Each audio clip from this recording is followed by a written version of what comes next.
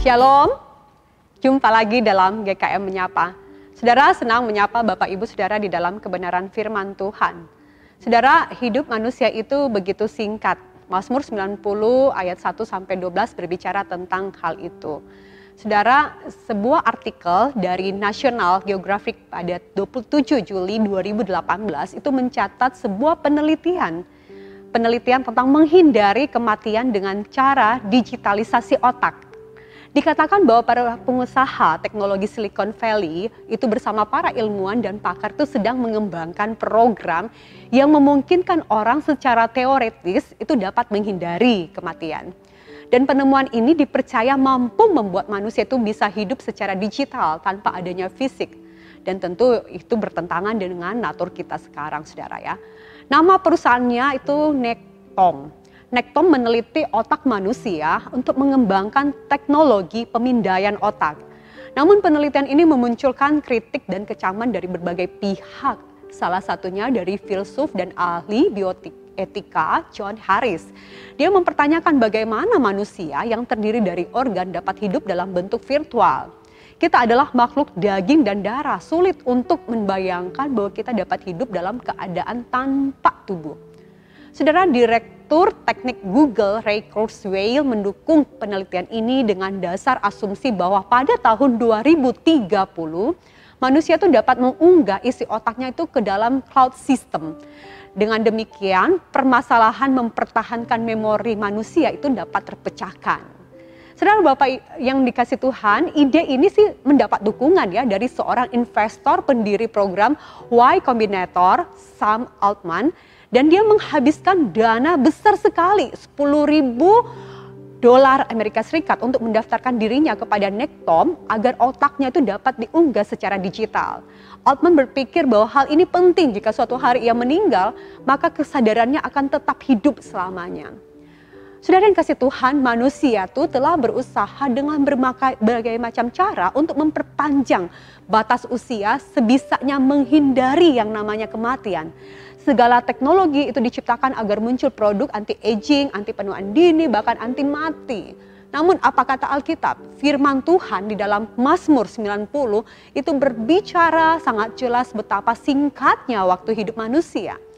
Seandainya pun manusia memang dapat hidup lebih lama, kisah akhirnya akan sama seperti kata pemazmur, sebab berlalunya buru-buru dan kami melayang lenyap. Saudara, Musa penulis Mazmur 90 hidup hingga 120 tahun. Ia melihat kematian itu sebagai hal yang tak terelakkan di dunia yang dikutuk karena dosa. Sang pencipta akan mengembalikan manusia pada debu. Waktu hidup manusia itu begitu singkat di mata Tuhan. Di mata Tuhan tuh 1000 tahun sama seperti hari kemarin. Manusia hidup seperti rumput yang bertumbuh, pagi berkembang, petang akan lisut dan layu. Ayat 5 dan 6. Manusia itu menghabiskan tahun-tahunnya itu seperti keluh. Ada batasan usia hingga ditutup dengan kesimpulan sebab berlalunya buru-buru dan melayang lenyap. Saudara, seperti semua orang sejak Adam dan Hawa, gambaran pemazmur ini menjadi bagian yang tak terelakkan dari kisah kita. Kita menderita sebagai akibat dosa dan kematian menjadi suatu kepastian. Saudara, di tengah situasi tanpa harapan seperti itu, sebenarnya Musa itu tidak pesimis, saudara. Justru Musa melihat Allah dengan tepat sebagai tempat perteduhan yang kekal. Sebelum gunung-gunung dilahirkan dan bumi dan dunia diperanakkan, bahkan dari selama-lamanya sampai selama-lamanya, Engkaulah Allah. Saudara, dalam kefanaan hidup manusia, kita pada akhirnya digiring pada prinsip yang sangat penting. Apa itu?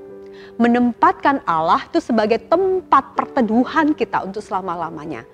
Kekekalan Allah membangkitkan kesadaran tentang kefanaan dan keterbatasan kita manusia. Sebaliknya, kefanaan dan keterbatasan kita itu membangkitkan kesadaran bahwa kita mutlak memerlukan Allah. Saudara yang kasih Tuhan, kita dapat hidup dengan pengharapan dan sukacita itu karena Allah mengutus putranya untuk mati bagi dosa-dosa kita. Yesus yang telah menaklukkan maut. Saat dia bangkit dari kubur itu menunjukkan dia menang. Dan jika kita menerimanya sebagai Tuhan dan Juru Selamat pribadi, kita pun mengalami pengampunan Allah dan menanti untuk dapat bersama-sama dengan dia di surga selamanya. Saudara, apakah saudara menghadapi dan menyelesaikan masalah hidup dan mati dengan cara yang dikatakan oleh dunia. Tidak bisa, saudara, hidup yang singkat ini menuju pada satu tujuan. Apakah kita sedang berjalan menuju pada kehidupan kekal atau pada kebinasaan kekal? Dan fakta inilah kita perlu dengan hikmat agar tahu bagaimana mengisi hidup ini dengan hal-hal yang bermakna kekal. Ajarlah kami menghitung hari-hari kami sedemikian hingga kami beroleh hati bijaksana. Saudara, seperti Musa, kita pun dapat meminta Allah untuk mengajar kita menghitung hari-hari supaya kita bisa membuat keputusan-keputusan yang bijaksana dan siap untuk menghadapi harinya ketika Tuhan memanggil kita. Di tahun yang baru ini, biarlah kita boleh terus hidup di dalam pengharapan bahwa hanya Tuhanlah tempat perteduhan kita. Tidak ada cara yang lain, tidak ada tempat yang lain yang dapat memberikan harapan selain di dalam Tuhan. Amin. Tuhan Yesus memberkati setiap kita.